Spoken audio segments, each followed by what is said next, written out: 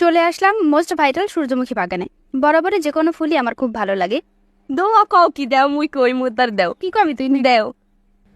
আজ চলে আসলাম most viral সূর্যমুখী বাগানে। বরাবর যে কোনো ফুলই আমার খুব ভালো লাগে, হোক সেটা রাস্তার পাশে পাওয়া ফুল কিংবা দোকানের দামি দামি ফুল।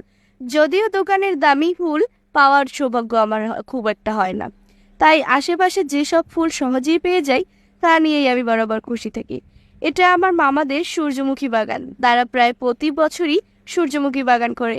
যেহেতু বাগানটা নিজেদের, তাই ঝাড়ু নিয়ে তাড়ানোর মতো কেউ ছিল না, তাই ঘুরে ঘুরে ভিডিও করছিলাম। পরে আমার একটা মামাতো বোনের ছেলেকে ডেকে বললাম একটা ভিডিও করে দিতে বললাম, কিন্তু সে তো অনেক বড় ভিডিওগ্রাফার, তাই অর্ধেক ভিডিওতে ওর নিজের হাত পায়ে আসছে।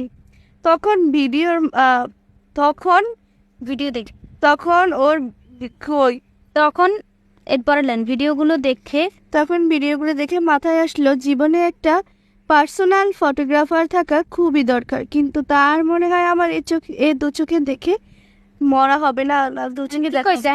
আল্লাহ হাফেজ গাইস, আবার দেখা হবে নেক্সট কোনো ব্লগে। ততক্ষণ সবাই ভালো থাকবেন, সুস্থ থাকবেন। আল্লাহ হাফেজ।